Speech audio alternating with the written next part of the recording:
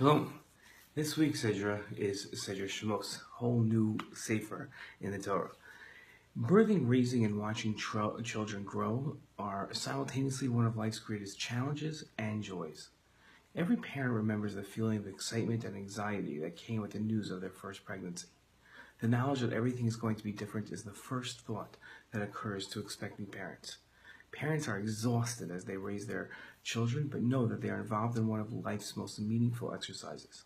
Parents finally sit back and enjoy the results of their hard work when they see their children grow into adults themselves. The process of parenthood is hinted to in this week's Torah reading.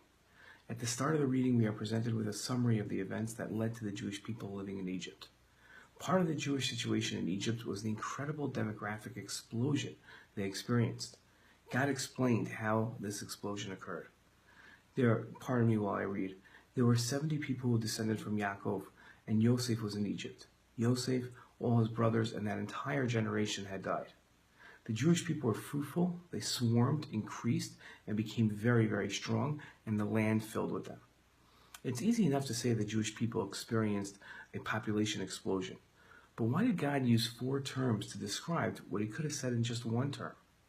The Rashbam, an 11th century Torah scholar, explained the meaning of each phrase, and from his words we can understand the significance of these 4 terms.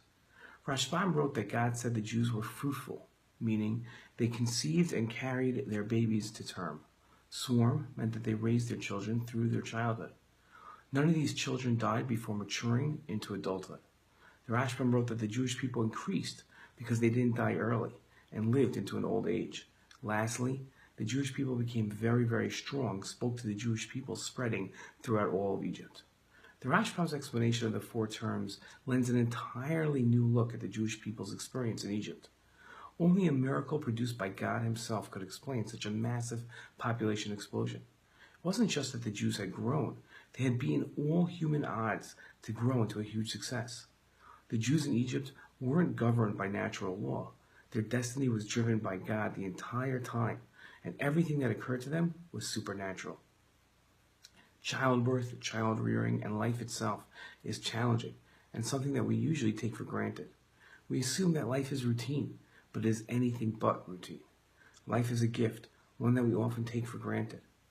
Not only is every person's life not routine, but the Jewish people's existence isn't routine either. While the Jewish people's time in Egypt were spent mostly as persecuted slaves, their beginning and end of times and their times as slaves in Egypt were spent under divine providence. The divine promise to the Jewish people was that their destiny will always be governed by God. God made a promise to Avram, to Yitzchak, and to Yaakov that their descendants will always be protected by God. The theme of Sefer Bereshit was God's promise, and the theme of Sefer Shemot starts with watching the promise be fulfilled. The rest of Jewish history has been seeing the promise come to fruition. How blessed we are that we get to experience that personally in our days. Shabbat Shalom.